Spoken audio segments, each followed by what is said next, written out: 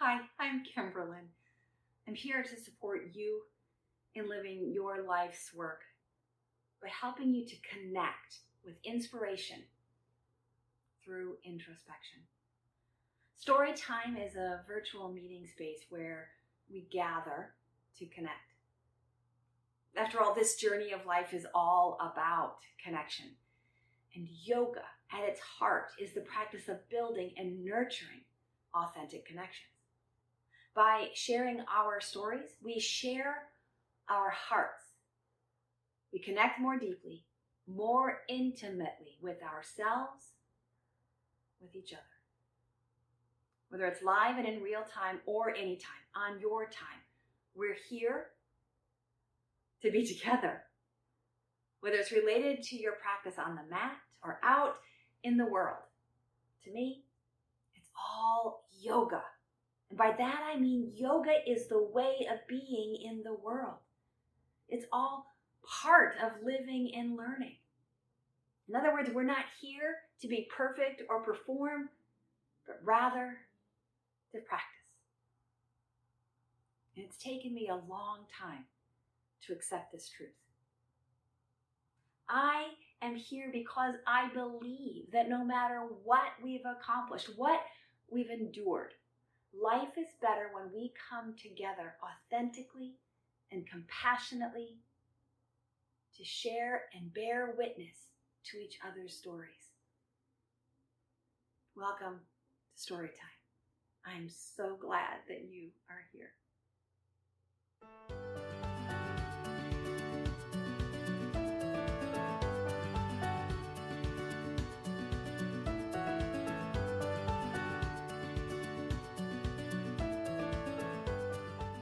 So a little background before we jump into today's story. Kansa, or Kamsa, spelled with an N or an M, is a well-known figure in Indian mythology, particularly in the Bhagavata Purana and other texts of the Krishna cycle of stories. He is remembered as a tyrant king and the primary antagonist in the early life of Krishna. Kansa was the ruler of Mathura and the maternal uncle of Krishna.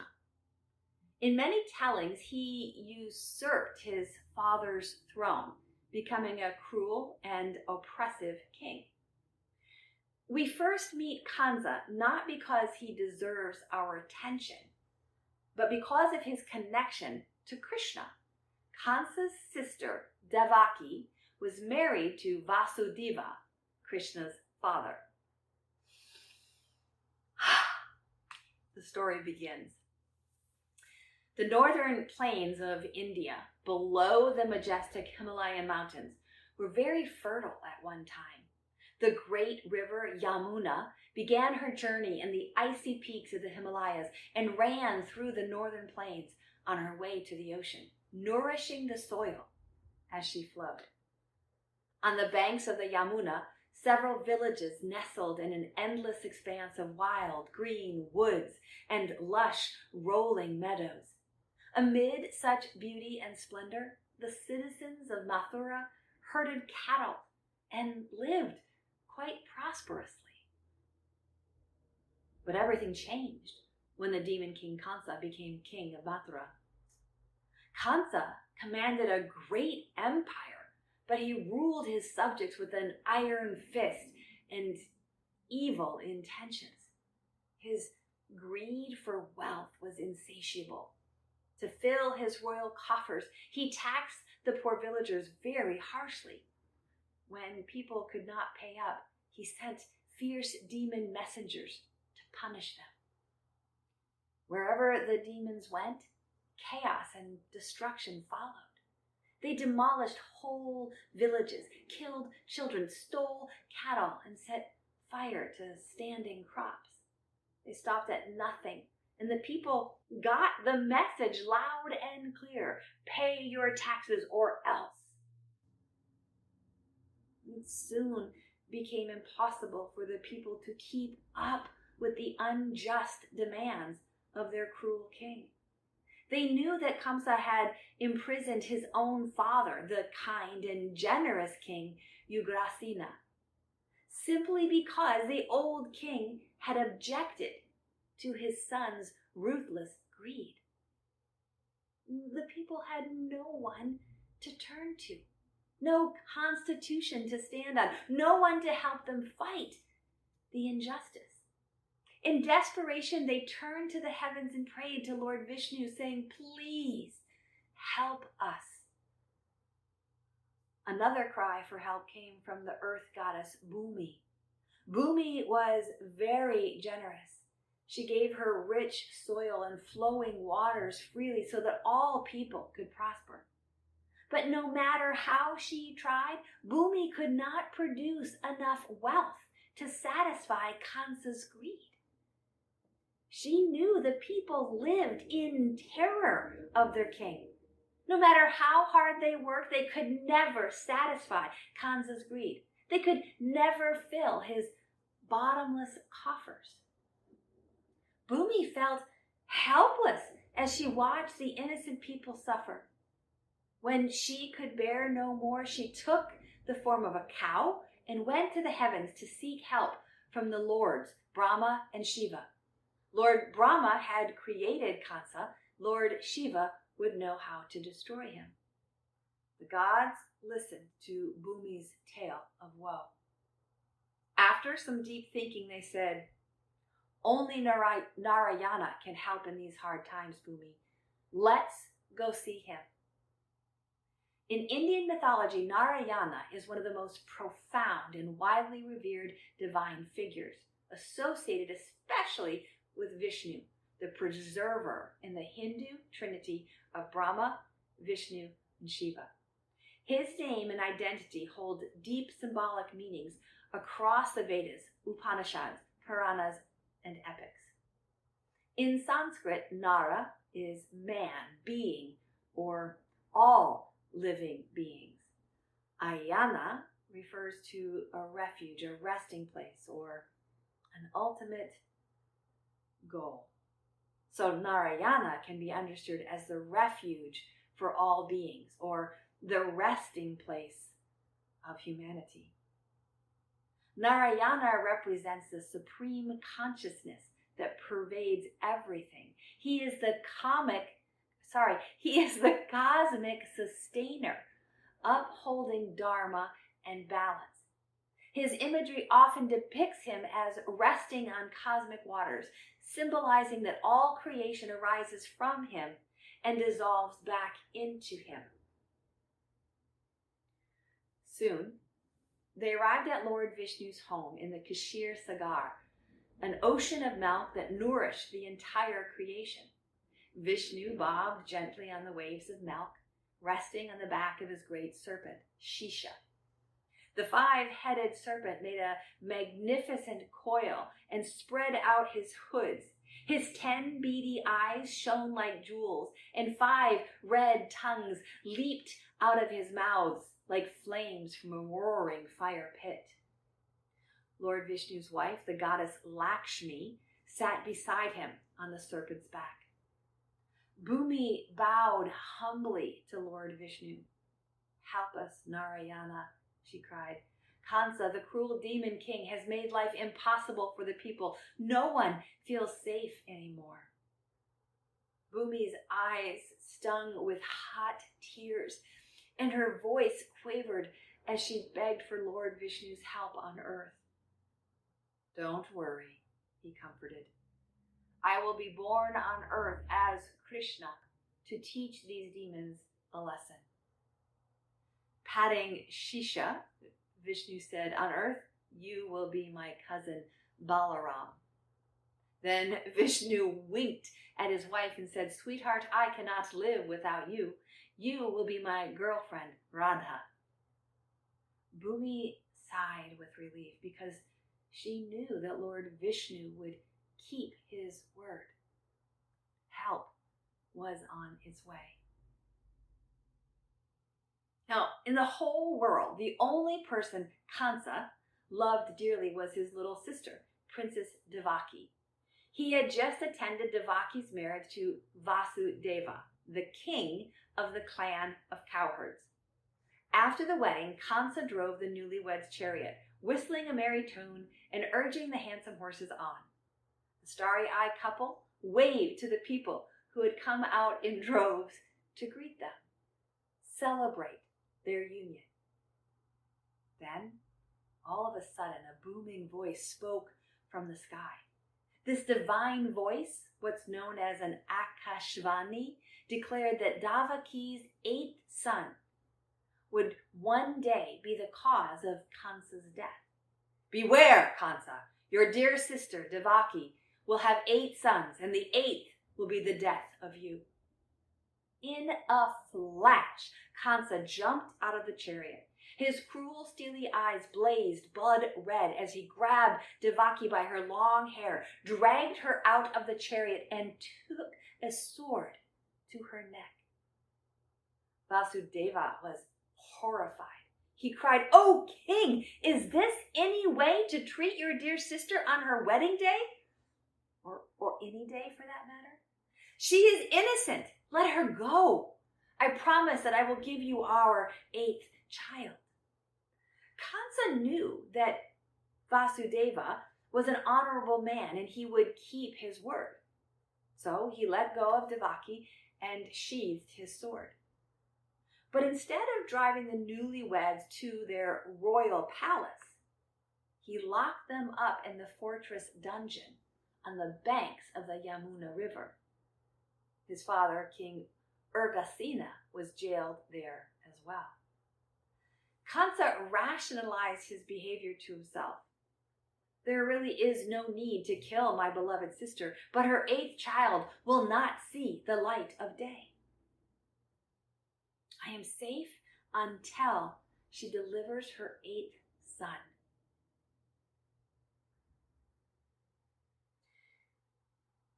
In due time, Kansa learned that Devi had in fact given birth to her first baby boy. He thought nothing of it, but made note. Sage Narada, a holy man devoted to Lord Vishnu, visited Kansa's palace soon after the baby was born. He held a lotus flower in his hand. "Look at this flower, Kansa. Tell me which is the first petal and which is the 8th?" he asked with a sly grin. Kansa thought for a moment. He knew that Sage Narada's questions always pointed to a hidden meaning. Something clicked in Kansa's devious mind. He threw the flower down and marched straight to Devaki's prison cell. Snatching the baby from her lap, he flung the child across the room and against the wall, killing it instantly. Devaki fainted and fell to the floor, while Vasudeva looked on, frozen in horror, devastated. "You must give me all of your sons, not just the 8th one," Kansa ordered Vasudeva. He turned on his heel and marched out of the prison.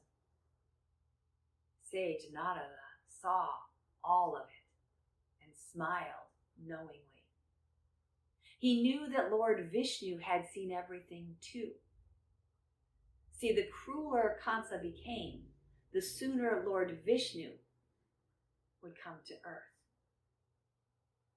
Every year, Devaki gave birth to a baby boy. Every baby met his end soon after he was born. Devaki's tears had dried.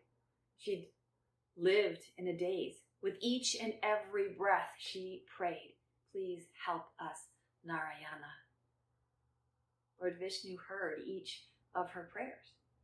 When he felt that Devaki could hold on no longer, he summoned Yoga Maya, the goddess of illusion. "I am going to Earth to be born as Devaki's 8th son. I need you to come to Earth too, to help me play a trick on Kansa. Go to the home of Nanda and Yashoda on the banks of the Yamuna River and take birth as their baby girl. Yoga Maya knew to comply. Yes, sir, she answered. And with that, we have set the stage for Krishna's adventures on earth. Kansa is remembered in Indian mythology not just as a king, but more significantly as a symbol of fear and tyranny. His story becomes important because of the prophecy made at his sister's wedding. In other words, we tell his story not to glorify him, but to set the stage for the real hero, Krishna. And dare I say, Krishna's parents for enduring such suffering. Throughout this study of Indian mythology for these past year and a half plus, I have noticed a common theme. There are no quick fixes to the problems on earth, and the gods act only when asked. This makes me even more aware of how our modern lives demonstrate two primary differences with the people in these stories. First, we often lack the patience for anything less than instant gratification for resolution.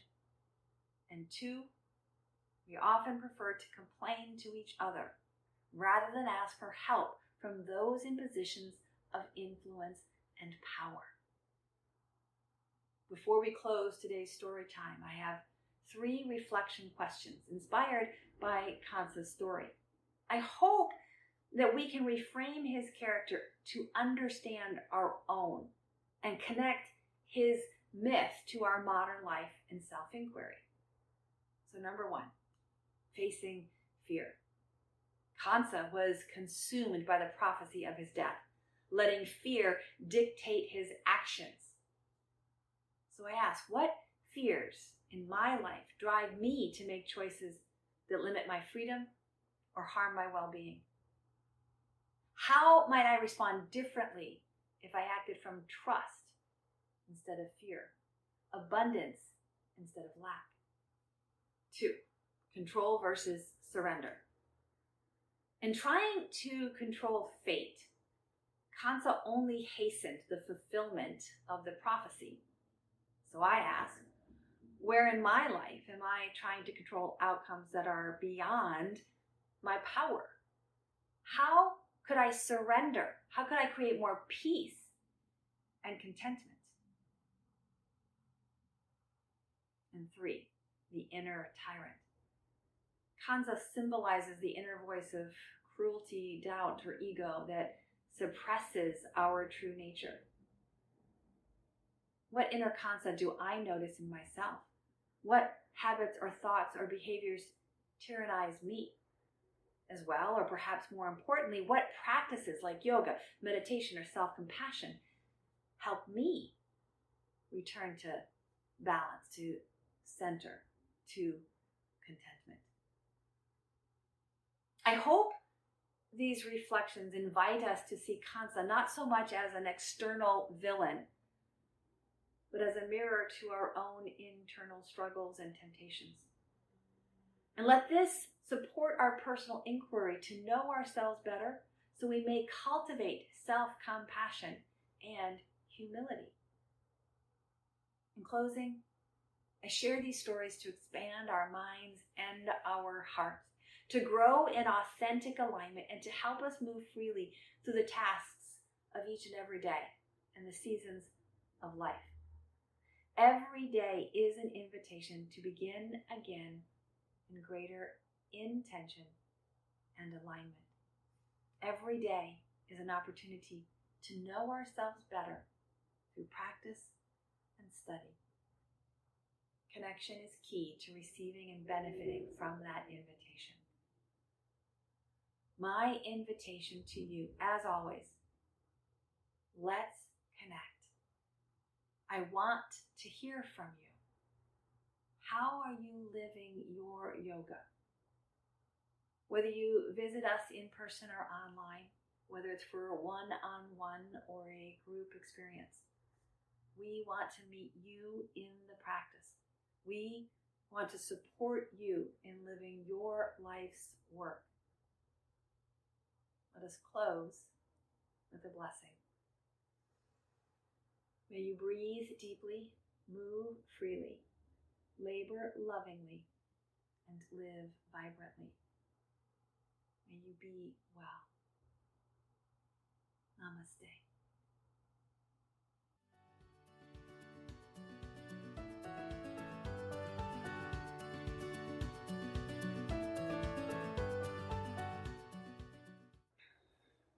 See you next time as we continue to get to know Krishna and learn of his magical adventures. But before we get to the second stage of this story, check in to Coach's Chat to integrate this story with the philosophical lessons from our yoga teachers for modern day living.